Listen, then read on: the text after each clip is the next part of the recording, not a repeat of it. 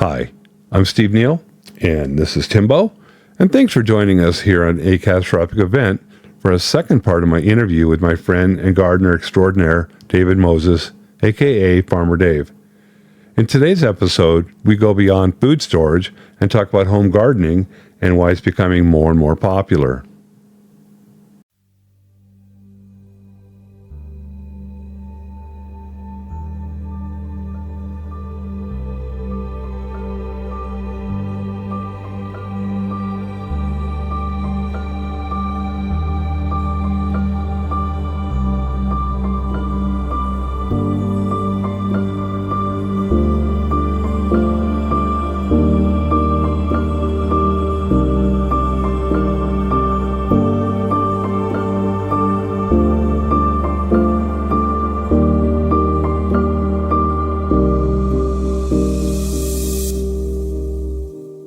Long term is you've got to plan. You have to lay out a plan of where you're going to put a garden. You have to have an idea of what we need around here, which is different than if you came from the south or if you came from an Arctic environment.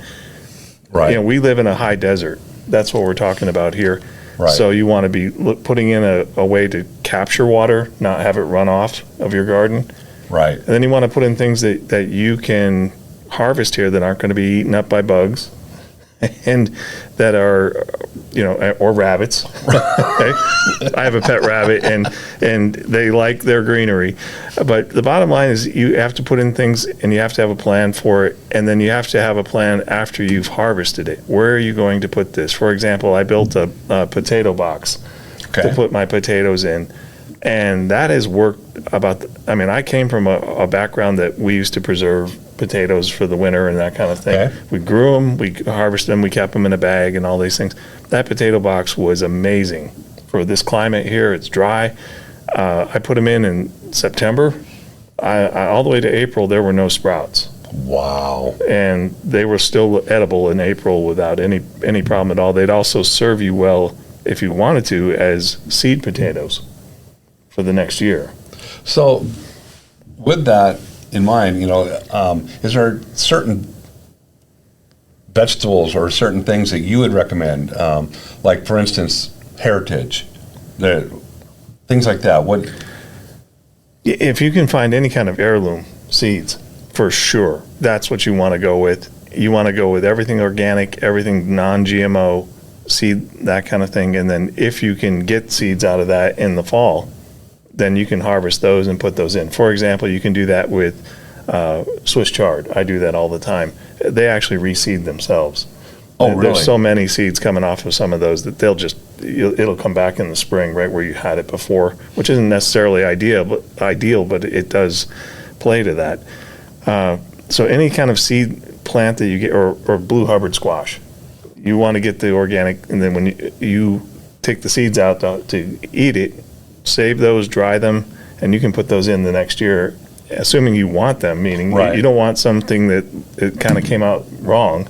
Right. You want the good stuff. Right. You want the good seeds from the good plants, and that will serve you well. Yeah, I can just see a huge advantage of heirloom plants because, like with the plants that are hybrids, they often don't come true just from seed. Mm-hmm. Maybe their seeds are sterile or they just don't come true.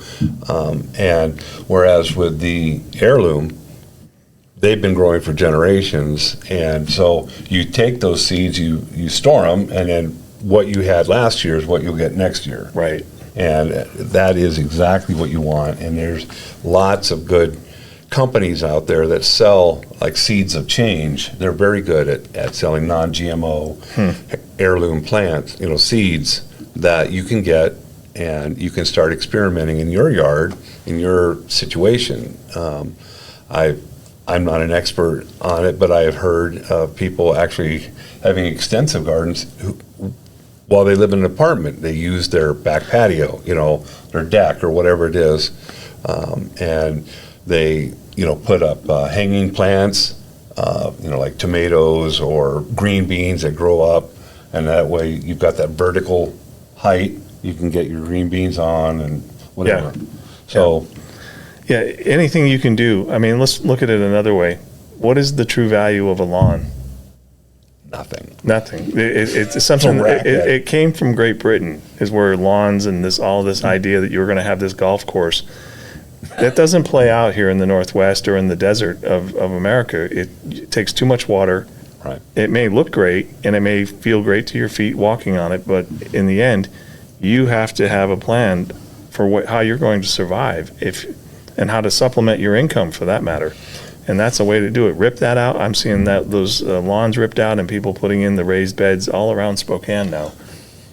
Yeah, that is just what a racket that is. I mean, you buy pesticides to kill weeds, and Well, don't you know that's how you get your manhood? You get a bottle of Roundup and you go out and you spray a weed in this crack in your driveway, and you're supposed to feel like a man because you watch it go up here and then it dies. That's the marketing of all that, and unfortunately, that stuff isn't very good for us. And we're seeing, in my opinion, the effects of that. You're seeing lawsuits against it. Right. Big ones. Yep. Exactly. And so speaking of taking your once you've harvested. Do you freeze dry or do you put them in a dehydrator? How do you store some of your various foods? Great question. If it's like greens, we blanch them, and then we put them in various ways of packaging. Sometimes we just use Ziploc bags for that.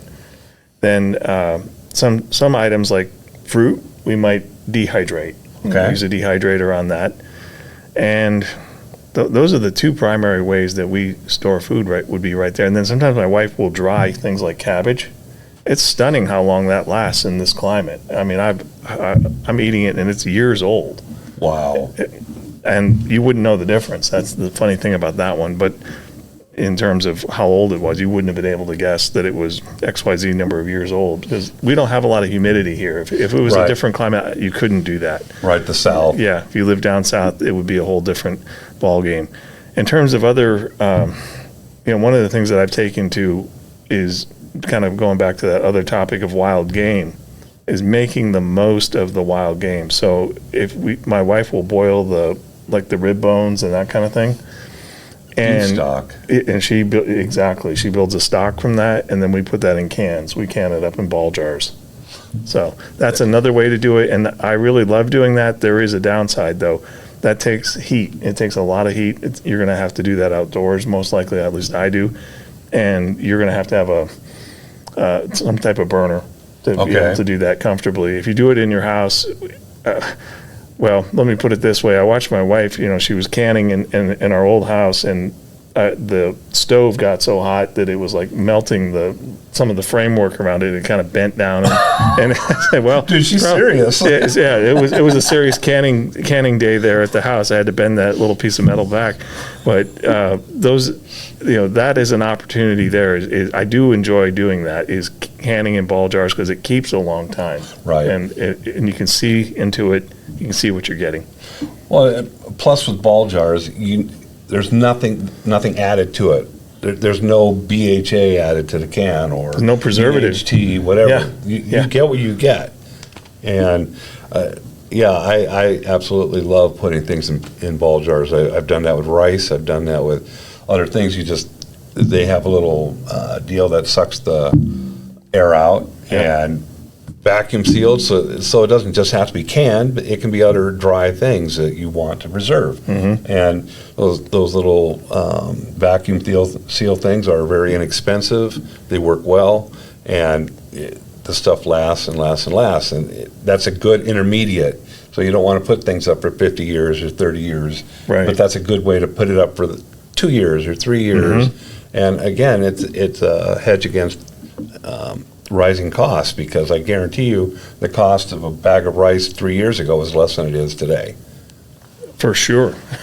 It's half the size and the same price is what I'm seeing. Right. And so what do you think, if you were to look at the overall situation today, with, like, for instance, I understand that there's an olive shortage, that coffee's being short, that actually the cost of cocoa has gone up 383% this year. And so we're seeing shortages of different things. Do you foresee that as just a bump in the road, or do you think that there's going to be more added because of the weather phenomenon across the country? What do you see? Do you see it getting better? Do you see it getting worse? And is that something that people should be aware of and prepare for as well? I'd say absolutely they need to be prepared for that. I don't think this is going away by any means. There's little chance that it'll go away in the foreseeable future. You're going to see wide swings based on wars, based on problems with transportation. Like right now, if you look at the Suez Canal, right? A lot of things coming around through that pathway can't get through. Right. It's taking them longer to go. They'll have to go around the Horn of Africa and go back up. Those ships are then going to be offloaded. Well, that delays everything coming from that port coming here. Right, the Red Sea. There's so many different variables on just the transportation. Then you're talking about climate change. You're seeing disruptions in many, many different food sources. One of which is kind of near and dear to my heart. Things like salmon. King salmon are very much impacted by the temperature in the Pacific Ocean. And now they're talking about putting king salmon on the endangered species list. Well, think about what that'll mean to your canned salmon supply at Walmart. Although rarely are kings ever in a can, but the point is, all these things are coming at us at once, is what I'm seeing, and we need to be prepared for it. Well, I just read an article the other day talking about Great Britain, and they're having massive rains right now, to the point where it's flooding fields and it's affecting their ability to put in crops. Well, okay, that's over in England, but we are in an international food market. So what happens over in England does matter here, because the price, they will buy whatever food is available, and that will take food from here, so that will increase the price of our food here. And, because food goes to the biggest buck. And so, again, you're going to be impacted by what happens there and what happens in Africa when there's more droughts. And, of course, Ukraine, I think, is a third of their plantable land is now contaminated with shells, radioactive shells. Munitions. Yep. And, the Ukraine was the breadbasket of Europe. Right. So, you can expect grains to go up. In fact, wheat, one thing that's near and dear to me, when I used to buy the 25-pound bag of red wheat from Winco, the price was the same for white wheat and red wheat. It was $14.99 for 25 pounds, and now it's $26.99 for the white wheat and $24.99 for the white wheat, and that has been, I think, about a year since it's gone up that much. It's just very expensive. Everything's going up. There's a lot of currency in motion out there that's chasing too few goods. So you got more money than there are goods, and so the price is going up, and it's going to continue. And people need to be prepared for that eventuality, and I think they are. People are seeing this going on. We get a lot of messages on the mainstream media about how good things are and all that, but the man on the street is feeling it. Right. They're feeling it big time. Right. They're having to make tough choices about whether they're going to pay their rent. Right now, most people are resorting to debt. Right. To pay for their food, to pay for their housing, and how long can that go on? We're already seeing credit card debt default go up. Right. So then what are those folks going to do when they don't have a credit card? Right. That's exactly how are they going to provide? I don't know. It's a very challenged time for a lot of folks, and my heart goes out to so many people that I know and I encounter every day in my work. So, and especially if you have a family, the cost of raising children would be astronomical. My brother mentioned going to McDonald's few weeks ago, or maybe a month ago, whatever it was, and it was $18 for a couple of Big Macs and a thing of fries. Yeah. $18? That's crazy. Don't you remember the dollar meal? Yeah. That was only like 15 years ago or less, and now it's gone. And now it's the $10 meal. So that's a real measure of what we're facing. And I don't know. People are going to have to take it into their own hands. They're going to have to chart a course on their own. You know? Right. Yeah, I truly believe that. Because if the recommendation is 3 days supply of food, and I mean, like what happened in Texas, I believe that the electricity was down in the majority of that area, and that where the grid down, 2 years ago, 3 years ago, I believe it was for 4 or 5 days that there was no electricity at all. So your credit card didn't work. There was no food coming in. There's no food going out. There's no grocery stores. What do you do? Well, I've got 72 hours. Well, you're down for 5 days. And so you're automatically a little hungry. So you should think about a lot more than at least 3 days. Absolutely. Most people only have, like I said earlier, 3 days of food on hand.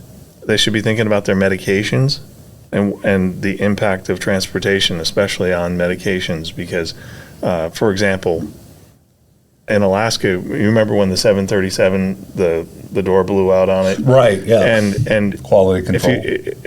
Most people don't think of Alaska, they just think of pipelines and Sarah Palin, right? But basically, the planes supply all the food and they supply all the medication going to Alaska. Well, suddenly there's a huge disruption in that, and the medications getting into Alaska, as an example, were cut in half. Wow. And people went without, and that's a very serious condition that people have to account for. Although it's hard, because how do you get medications ahead when insurance is paying for it? It's very difficult to do. And that's where you get into like Jace, companies like Jace, that you can actually talk to a doctor and get prescribed real medicine for your condition, and you can buy it ahead. So you can take your medical care to yourself. You can control it versus, I notice a big problem. There's a growing shortage, especially of amoxicillin, things like that. I mean, that's a growing shortage across this country. So by planning ahead and getting your medicine, your heart medicine, your blood pressure medicine, whatever, then you're good. And if the problems are just a bump in the road, well, you're good. You still have it. You can use it, whatever. But what if it's not a bump in the road? What if this is the new normal? And, it's not pleasant to think of, but, we have been pretty blessed, and that blessing may be coming to an end. And so we need to really think about it, the way the rest of the world lives, and maybe how we used to live in this country, and how we used to live, because we're very reliant upon what I call normalcy bias about the way we've been doing things. And if there's it's what they call complicated society. Any disruption to that can really, really cause problems for people. And, we're seeing that over and over and over here, ever since COVID in particular. So, folks need to wake up to that and definitely plan ahead for disruption. They need to put in a garden and talk about getting some seeds, talk about how they're going to do those things. It's not too late, by the way. This is May I don't know when this is going to be released, but it's not too late to start that process and get it done right now. You'll have something to show for it by the fall. Yeah, and one thing too, don't forget about Fido. Don't forget about your cat. Don't forget about your rabbit. Yes. I mean, because they're part of the family too. I know that we have enough food for our little mutts for a year or more. And my guys, I love to pieces. I mean, they are part of us.